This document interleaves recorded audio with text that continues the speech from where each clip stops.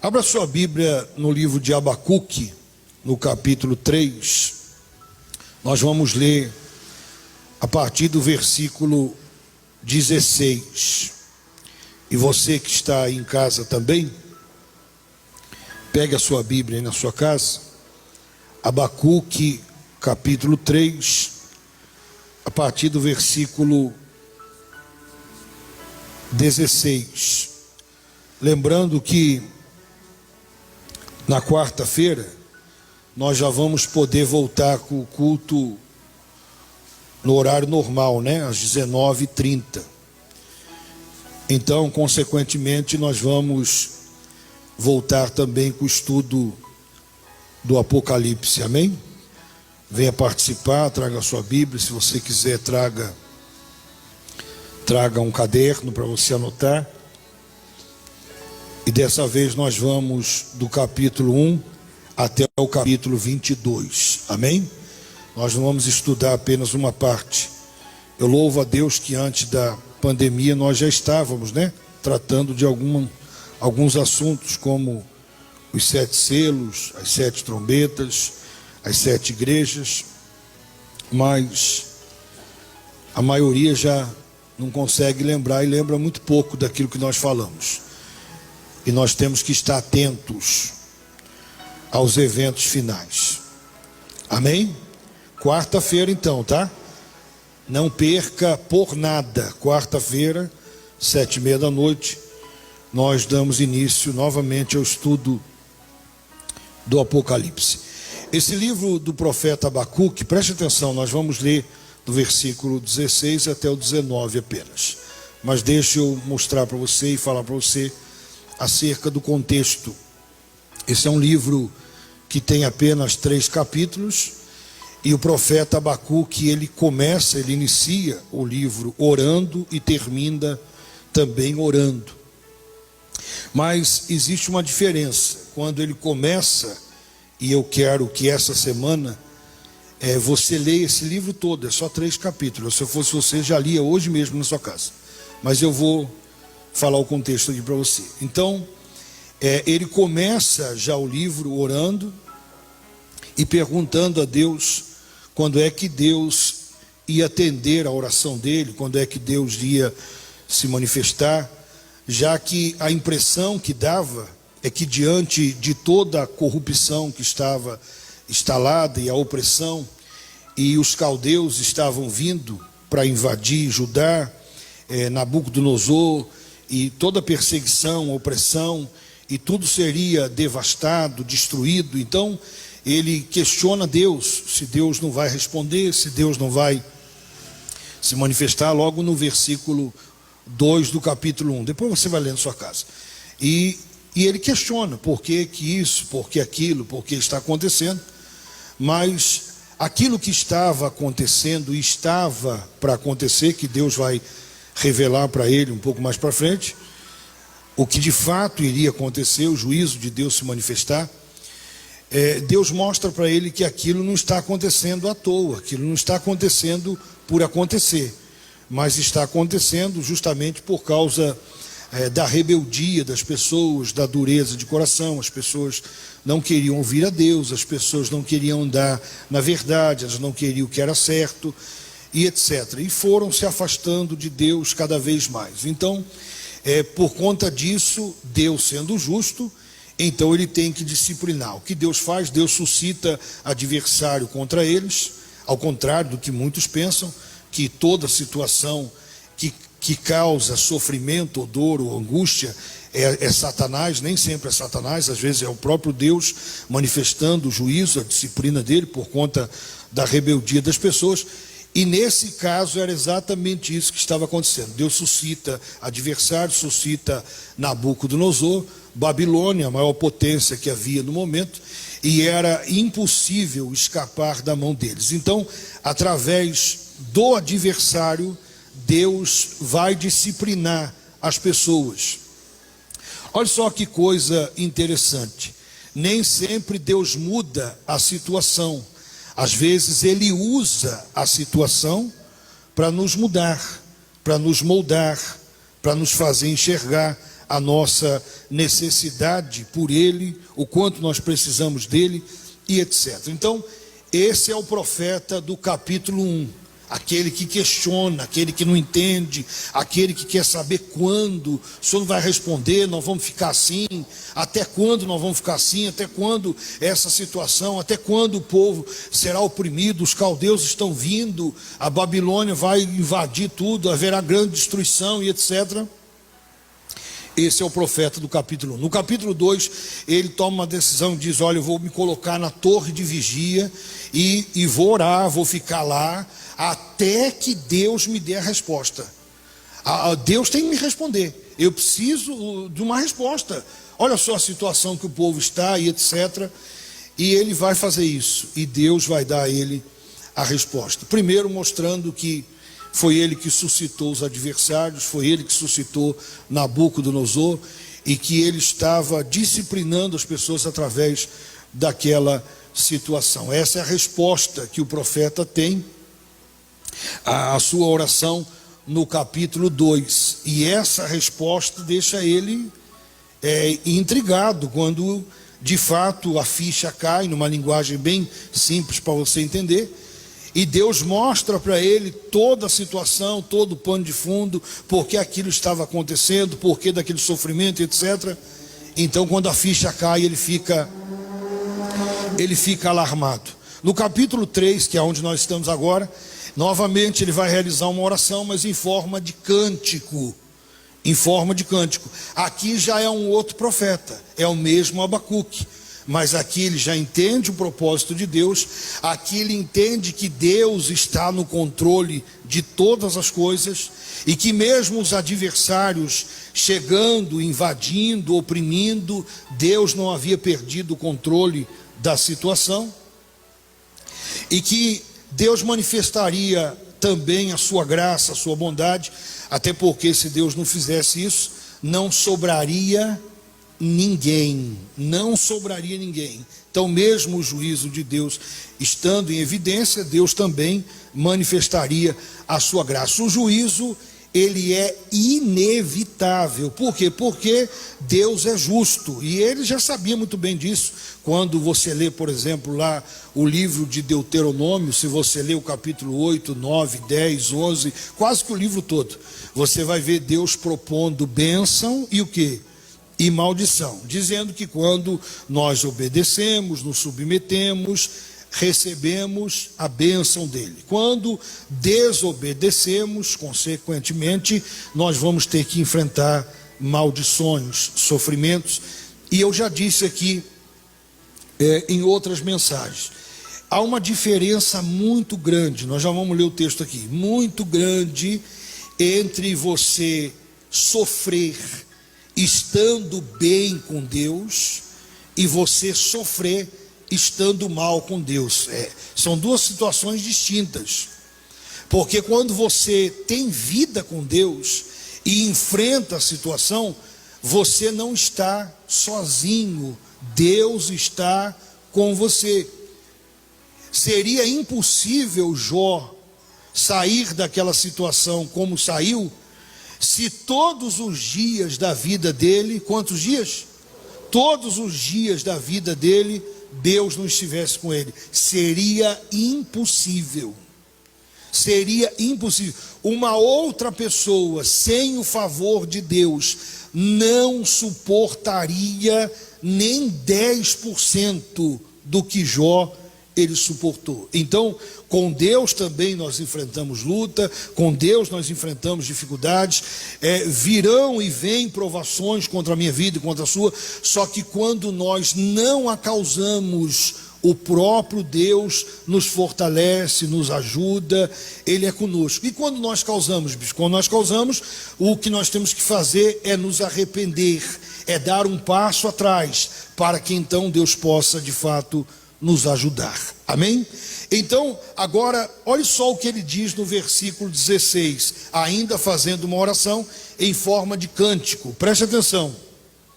Ouvi-o e o meu íntimo se comoveu, a sua voz.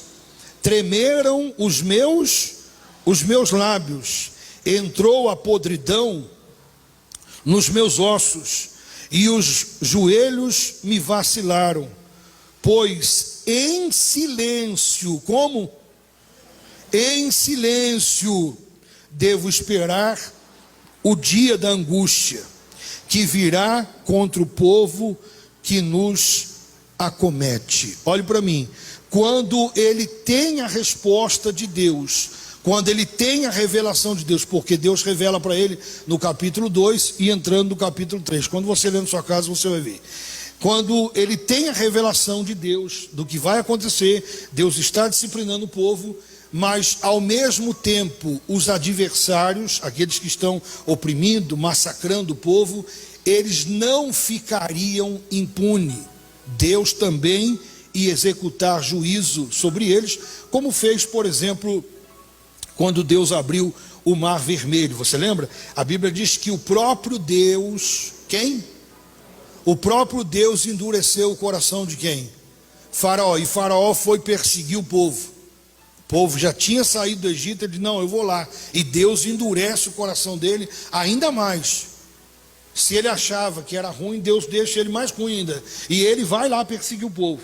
Só que Deus abre o mar, o povo passa a pé enxuto, e quando vêm os egípcios e entram atrás deles, Deus dá uma ordem, Moisés estende lá o cajado, o mar se fecha e acaba com todos os adversários. Ele tem essa resposta de Deus, e aqui ele descreve como que ele ficou. Ele não conseguiu ficar de pé, os seus lábios tremiam, os seus joelhos vacilaram, ele disse, diante daquela resposta que ele teve de Deus. E nós vamos ver isso em outras partes da Escritura, quando, por exemplo, o anjo do Senhor se apresenta lá a Isaías também, e Isaías também cai por terra e diz, ai de mim. Até então ele falava, ai de vós, ai daquele, mas aí quando ele percebe o quanto ele é pecador, o quanto Deus é justo, o quanto Deus é santo, o quanto Deus é juiz, ele diz, ai de mim. Você vai ver acontecer isso também com Daniel e com outros personagens da Bíblia. O profeta aqui estava quebrantado, totalmente quebrantado, não podia ficar de pé, não podia, não conseguia digerir tudo aquilo ali. A visão que Deus dá para ele é algo tão forte, mostrando para ele o seguinte, olha, Deus, olhe para mim, Deus está vendo tudo. Veja se muitas vezes, eu e você, não começamos o nosso dia como o profeta começou o livro. Quem de nós que nunca disse assim para Deus, Deus, essa situação não vai mudar nunca não, O senhor não está vendo o que está acontecendo? O senhor não está vendo o que está acontecendo? Isso não vai mudar não? Nós vamos ficar desse jeito mesmo? Não tem resposta não? Quantas vezes eu e você nos perguntamos? Porque às vezes parece que Deus está em silêncio, essa é a impressão que nós temos. Parece que nós oramos, clamamos, pedimos socorro, ajuda, e parece que Deus não está ouvindo e não está nem aí com a nossa situação. O profeta começa o livro assim, e agora Deus dá a resposta para ele dizendo não, espere, e aqui está um desafio para mim e para você, espere em silêncio. Espere como? Em silêncio, porque esses que estão oprimindo e massacrando, eles também terão que enfrentar o juízo de quem? De Deus. Deus garante para ele que manifestaria o juízo sobre os adversários e derramaria graça, misericórdia, perdão sobre o povo dele. É como essa situação que nós estamos vivendo. Eu quero que você, em nome do Senhor Jesus, através dessa mensagem, você creia, há esperança, amém? Há esperança. Ao invés de reclamar, de blasfemar, de xingar, de ficar questionando e perguntando e etc., olhe para a sua vida. Olhe para a sua vida. Como é que você tem se portado diante de Deus? Será que a maioria, para não dizer todas, né, porque existe exceção, será que a maioria da situação que acontece na sua vida não foi você mesmo que causou? Será que não foi você que se meteu nesse rolo todo aí? E agora, existe um momento de disciplina, existe um momento de dificuldade, um momento de aperto, mas esse é o momento para que eu e você aprendamos e possamos sair do outro lado mais maduro, mais experiente. Tem coisas que eu e você sabemos, temos o conhecimento do resultado só na teoria. Tem outras que nós vamos sentir na pele. Tem coisas que você vai viver. Tem coisas que vão acontecer com você. Quando você olha para a vida, por exemplo, do apóstolo Paulo, um homem que, segundo a história, ele tinha cicatrizes da cabeça aos pés. E não é difícil acreditar. Alguém que tomou 120 varadas, 195 açoites, com um chicote chamado azorrague, aonde batia, arrancava a lasca de carne, ou eram umas garras que tinha na ponta, ou então uma lasca de osso. Esse homem tomou, foi 195 açoites, 120 vezes fustigado com vara. Mas quando ele olhava para a cicatriz, ele dizia: não, sobre mim tem as marcas de Cristo. Ele podia olhar para aquilo ali e ficar, nossa, pensando bem, eu sofri demais, minha vida é só sofrimento, olha para você ver. Não. Ele olhava para aquilo lá e dizia: não, isso aqui é um troféu para mim, porque sobre mim tem as marcas de Cristo. Isso aqui não é para qualquer um, não. Qualquer um que aguenta isso aqui. Tem coisas que eu e você já vivemos e outras que vamos viver, e não é porque nós somos fortes, é porque Deus é contigo, é porque Deus é bom. Se você diz: não, eu não estou aguentando mais, fique firme, Ele está no controle. Essa situação que te afronta, se foi você que causou, dê um passo atrás. Ela vai passar, ela vai terminar. Deus vai derramar graça sobre a sua vida, creia nisso. Deus conforta o profeta e desafia ele a guardar em silêncio. Isso é um desafio para mim e para você. Nós não conseguimos nos calar diante da situação. Queremos resposta para tudo, queremos tirar satisfação com tudo, queremos saber de tudo, quando na verdade o que nós precisamos é somente crer. Só creia que Deus está no controle, isso é suficiente. E ele vai dizer agora, olha só, porque ele sabia que isso aqui que eu vou ler para você ia acontecer.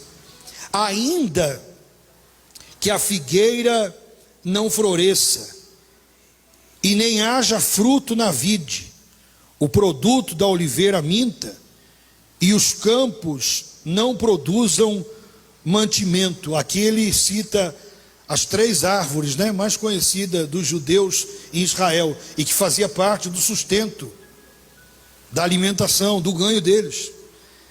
E eles tinham consciência o seguinte, que quando os adversários invadissem, tudo seria destruído, tudo seria devastado. Na maioria das vezes você vai ver esse texto sendo mencionado ou aplicado fora do seu contexto.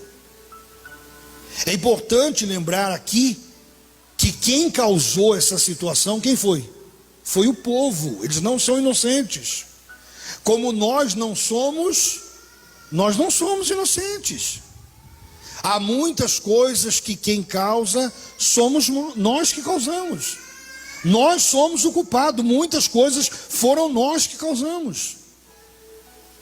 Mas diante daquela situação, daquele cenário que ia se instalar, ele disse: ainda que a figueira não floresça, uma árvore que eles conheciam, nem haja fruto na vide, uma árvore que eles conheciam, o produto da oliveira minta, e os campos não produzam mantimento, ainda que seja tudo devastado, destruído pelo adversário, ainda que eles venham e levem tudo, acabe com tudo, as ovelhas sejam arrebatadas do aprisco, porque isso iria acontecer, e nos currais não haja gado, até os animais seriam levados, seriam exterminados, e não haveria nem oferta para o sacrifício, não teria nem animal para sacrificar.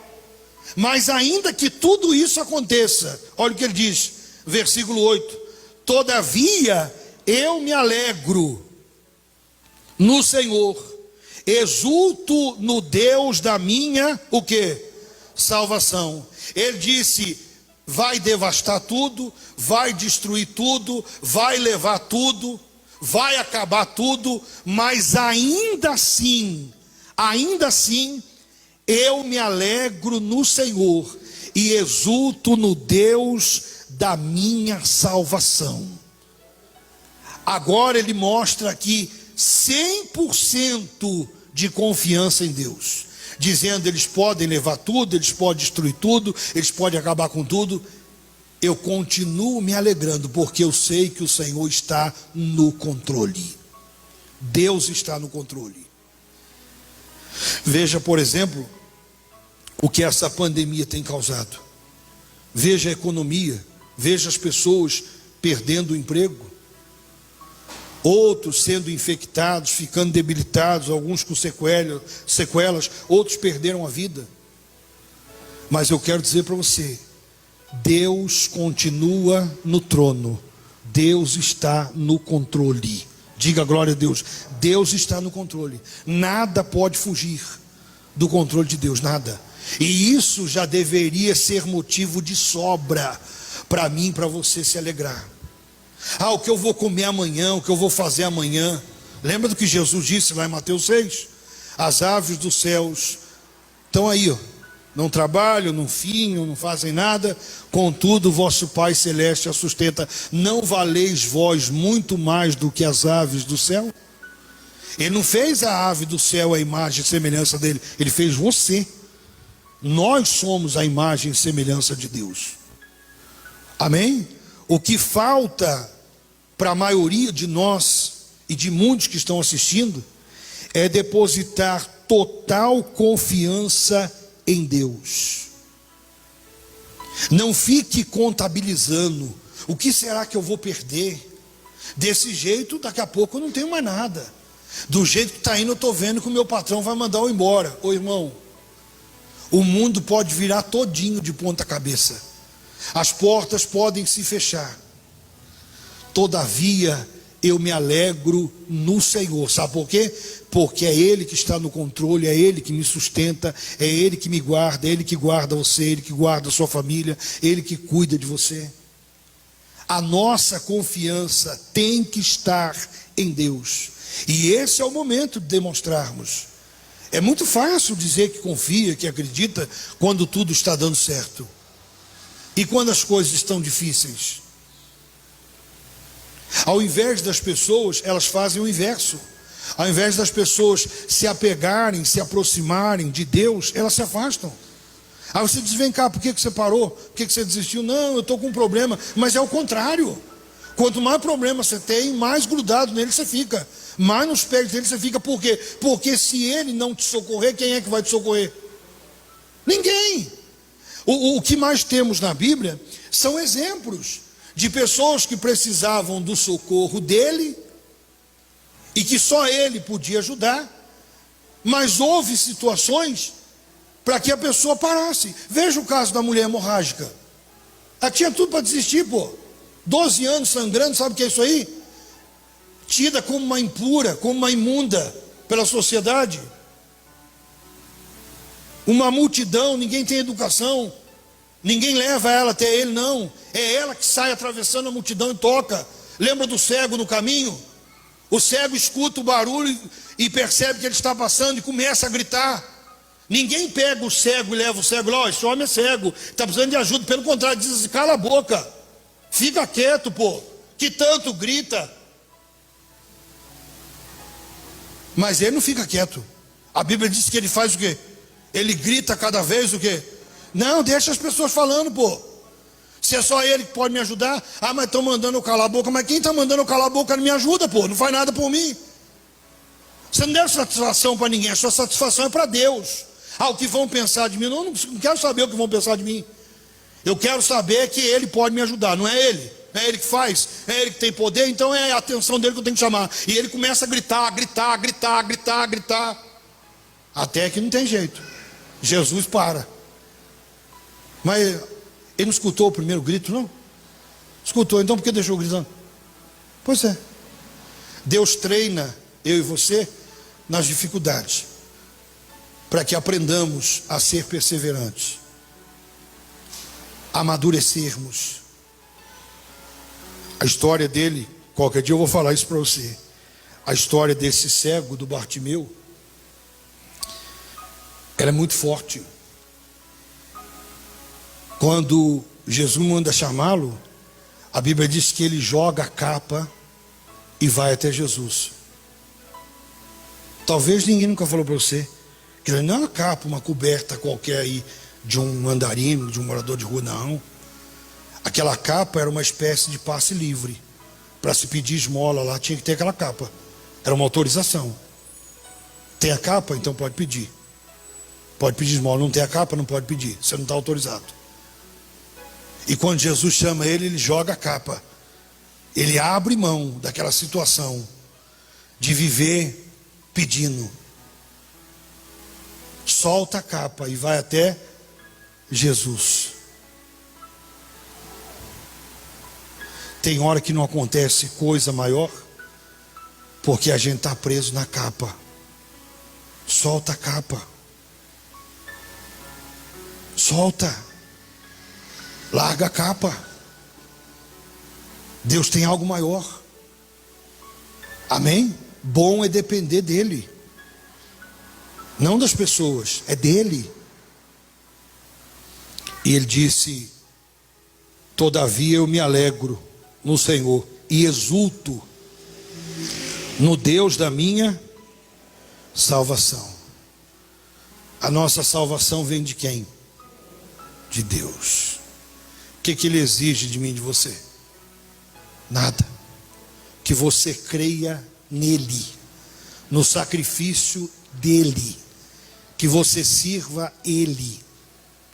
Pergunto para você quanto você ganha, estudou até que série, qual é o seu currículo, você vem de qual família, mora em que bairro, quantos cômodos tem sua casa. Ele não quer saber disso. Ele quer saber você crê nele.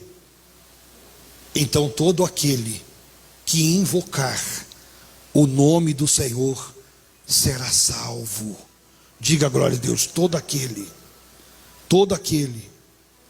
Eu quero e repito, em nome do Senhor Jesus, que você saia daqui hoje com o seu coração farto de esperança, que mesmo se você errou, mas você está arrependido, você vai dar um passo atrás.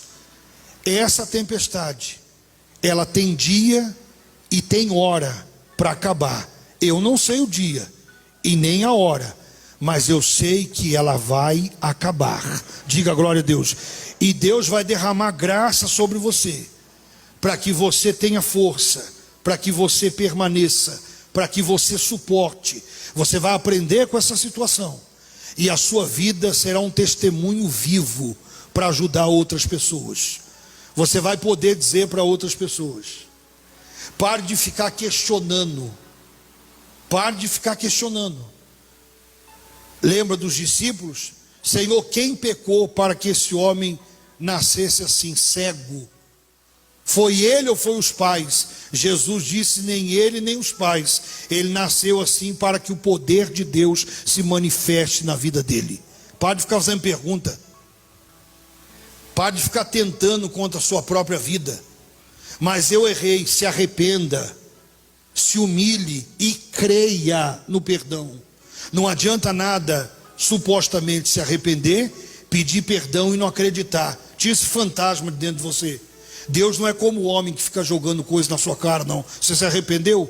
Você voltou atrás, você se humilhou? Ele diz: dos seus pecados eu não me lembro mais. Diga glória a Deus. Acabou. Deus não faz de